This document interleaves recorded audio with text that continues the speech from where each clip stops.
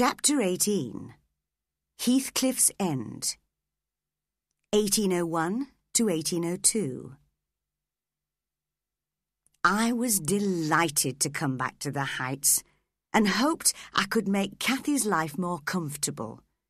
But she was restless and complained of loneliness. At first, she continued to annoy Hareton by laughing at him, but after a while, she decided she really wanted him as a friend. She apologised for being rude to him and offered to teach him everything she knew. From that moment on, the two cousins have always been together, studying. Hareton has a lot to learn, and Cathy is not the most patient of teachers. But what they have in common is their love for each other. You see, Mr. Lockwood, it was easy enough to win Cathy's heart, but now I'm glad you didn't try. I'll be the happiest woman in England when those two marry. Heathcliff noticed little of what was happening around him and would never have been aware of the cousins' feelings if it hadn't been for Joseph. In the middle of our lunch one day, the old man rushed into the room, shaking with anger. I have to leave. I wanted to die here, where I've been a servant for 60 years. But now she's taken my garden from me. She's stolen the boy's soul, master. I can't bear it. Is the fool drunk? Asked Heathcliff. Can you explain this, Hareton? I've pulled up 2 or 3 of his fruit trees, confessed Hareton, but I'll put them back again. It was my fault, added Cathy bravely. I asked him to do it. We wanted to plant some flowers there. Who the devil gave you permission? Growled Heathcliff. You should let me have a bit of garden, as you've taken all my land, replied Cathy sharply. And you've taken Hareton's land too. He and I are friends now. I'll tell him about you. The master stood up, staring at her fiercely. Out of the room, wicked girl, he shouted. I'll kill you if I get near you. If you hit me, Hareton will hit you. He won't obey you anymore, and soon he'll hate you as much as I do. You'd better leave, Cathy, whispered Hareton urgently. I won't quarrel with Mr. Heathcliff. But it was too late. I was sure Heathcliff was going to hit her. He took hold of her, one strong hand in her hair and the other raised over her head. But when he looked into her face, his anger suddenly disappeared, and he let his arm fall to his side. He sat heavily down in his chair and put his hand over his eyes for a moment.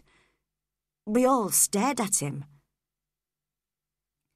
You must learn not to make me angry, he said, trying to be calm. Go away, all of you. Leave me alone. A little later, he went out, saying he would return in the evening. As darkness fell, Cathy and Hareton were busy at their studies in the kitchen.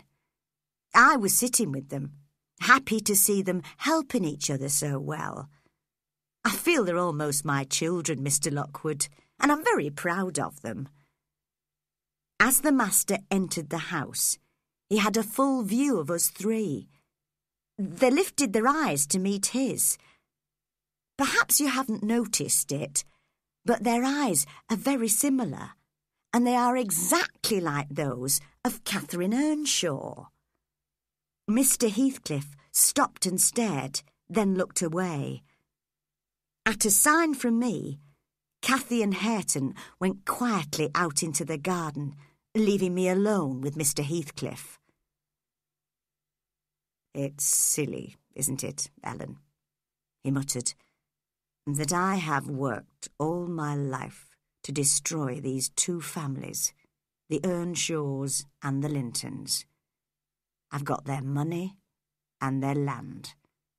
Now I can take my final revenge on the last Earnshaw and the last Linton, and no longer want to.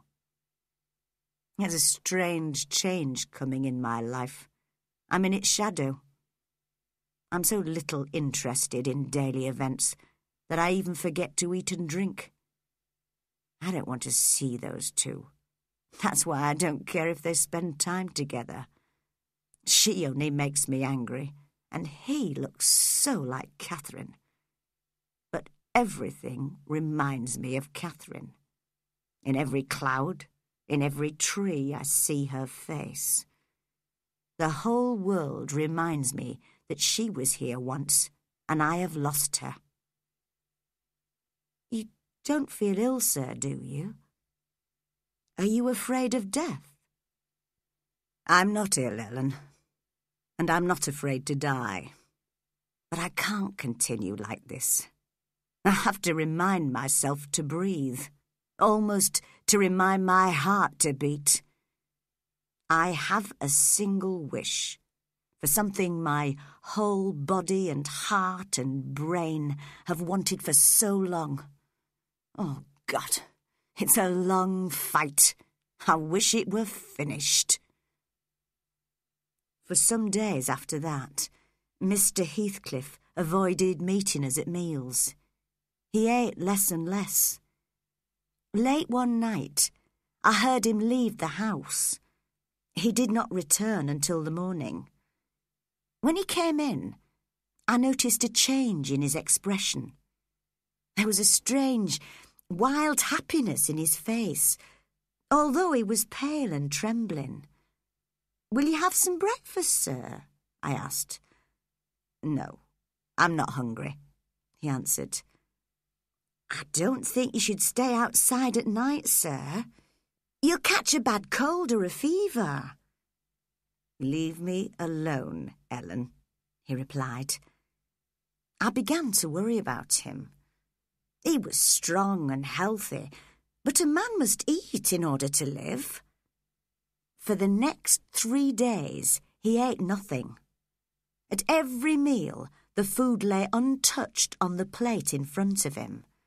He did not look at the food or at us.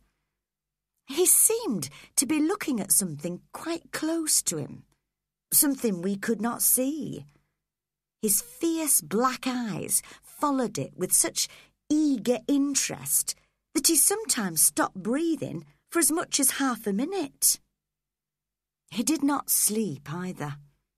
For 3 days he had spent the night in Catherine Earnshaw's old bedroom, and I could hear him walking up and down and talking, calling, crying all night. One morning I managed to speak to him and make him listen to me. "Mr. Heathcliff, you must have some food and sleep. Look at yourself in the mirror. You look ill and tired."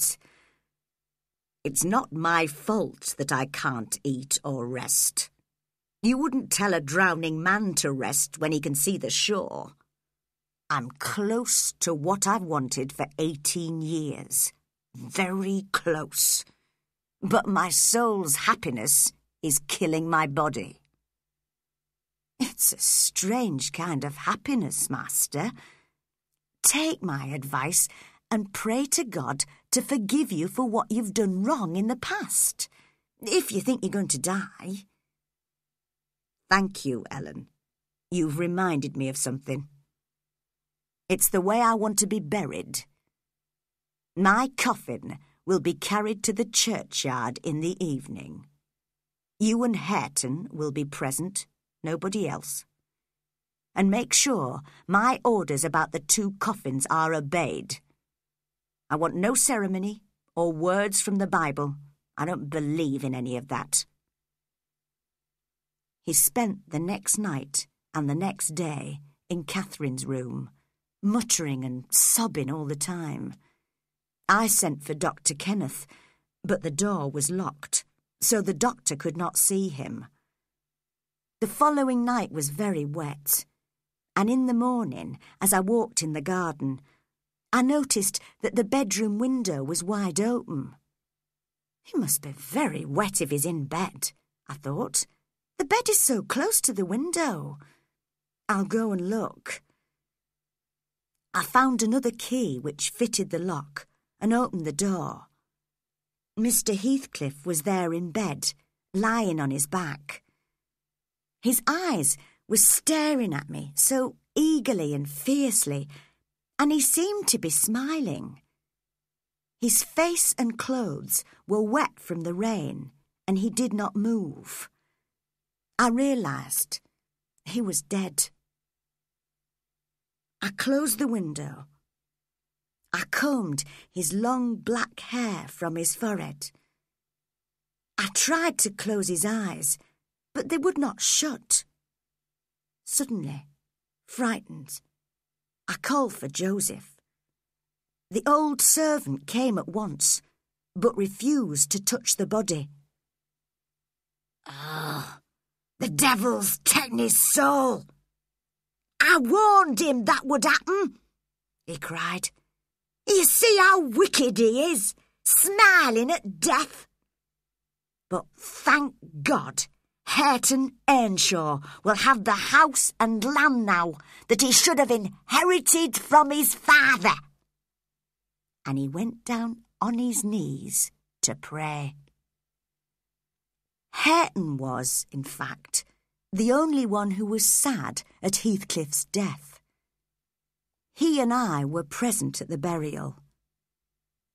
Heathcliff was buried next to Catherine's grave, as he had wished.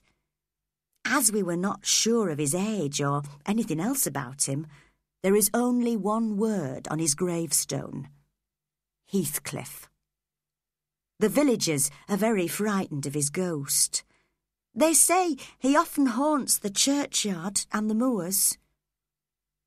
Hareton and Cathy will be married on New Year's Day, and they'll move to the Grange.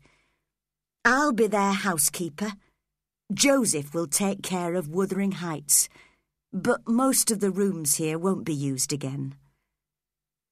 You'll pass the churchyard, Mr. Lockwood, on your way back to the Grange, and you'll see the 3 gravestones close to the moor. Catherine's, the middle one, is old now, and half buried in plants which have grown over it. On one side is Edgar Linton's, and on the other is Heathcliff's new one. If you stay there a moment and watch the insects flying in the warm summer air and listen to the soft wind breathing through the grass, you'll understand how quietly they rest, the sleepers in that quiet earth.